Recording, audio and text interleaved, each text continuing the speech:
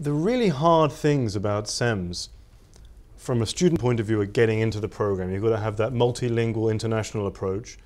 The things that employers love about CEMS come from that same profile, the multilingual, multinational approach, and obviously being very smart.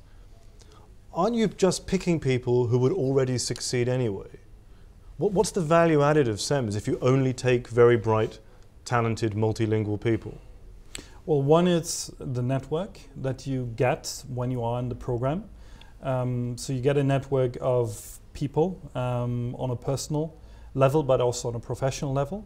Then the learning experience is quite often still a transformational experience for these young people.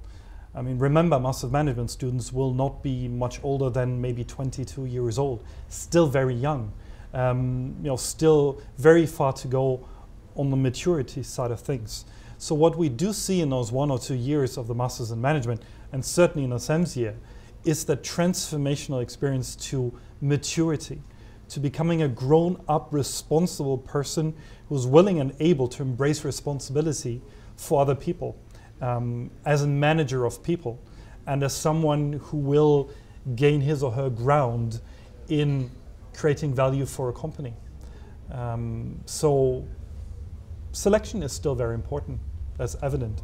And that's why we invest so much in selection.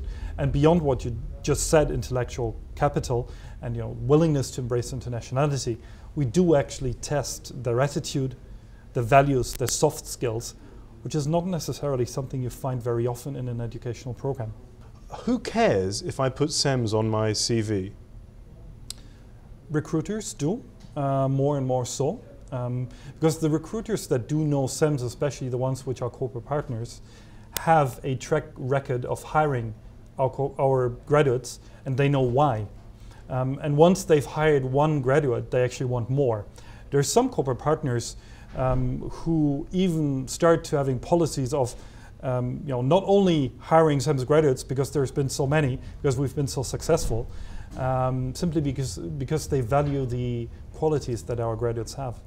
I'm thinking of the example of Bocconi, for example. When you study CEMS, that's normally the time that's reserved for electives, for specialisms. If you do CEMS, do you go on a more generalist track?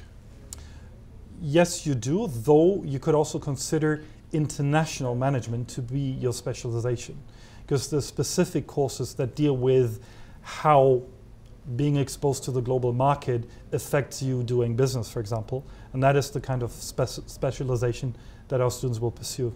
If you ask for the foundations of how this all started and actually why this all started, this goes back to the idea of European integration, overcoming borders, overcoming the divide of the Iron Curtain and the Cold War. And our founders, Esade, Bocconi, HEC, University of Cologne, had that idea back in '88, saying, look, we want to go for education beyond borders because education should really be freedom of mind and should not be national. To benefit and to develop yourself as a human being, you will benefit much more if you see different points of views, which could be different cultural point of views that will enrich your learning experience. And it seems still to hold true in 2014.